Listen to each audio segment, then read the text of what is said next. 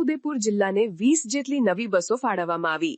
ભગવાન બિરસા મુંડા પરિવહનના માધ્યમથી જિલ્લાને ગુજરાત સરકારે 20 જેટલી નવી બસો ફાળવી। છોટાઉદેપુર એસટી ડેપો ખાતે 20 જેટલી નવી બસોને જિલ્લા ભાજપ પ્રમુખ ઉમેશભાઈ રાઠવા અને તાલુકા પંચાયતના પ્રમુખ કલ્પનાબેન રાઠવાની ઉપસ્થિતિમાં લીલી ઝંડી બતાવી પ્રસ્થાન કરાવી। ગુજરાત સરકારે નાગરિકો માટે 20 જેટલી નવી બસો ફાળવતા ભાજપ પ્રમુખ ઉમેશ રાઠવાએ સરકારનો આભાર માન્યો।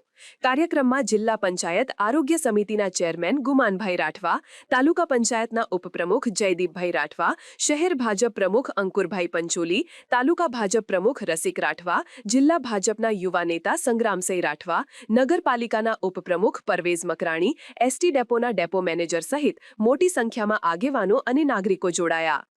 આજે છોટાઉદેપુર જિલ્લાની જનતા માટે એક ખુશીનો દિવસ છે કે ગુજરાત સ્ટેટ ટ્રાન્સપોર્ટ દ્વારા અને જ્યારે આખા દેશની અંદર ભગવાન બિરસા મુંડાના 150માં આ જન્મજયંતિનું વર્ષ એ પૂરા દેશની અંદર જ્યારે મનાવવામાં આવી રહ્યું છે ત્યારે ગુજરાત સરકાર દ્વારા પણ આ આદિવાસી જિલ્લાને 20 જેટલી બસો ભગવાન બિરસા મુંડા પરિવહનના માધ્યમથી આ જિલ્લાને અને અહીંયાના નાગરિકોને મુસાફરોને સુવિધા આપવા માટે 20 જેટલી બસો ફાળવી છે। એ બદલ રાજ્યની માન્ય ભૂપેન્દ્રભાઈ પટેલ સરકારને હું ખૂબ ખૂબ અભિનંદન આપું છું અને જિલ્લા વતી એમનો આભાર માનું છું।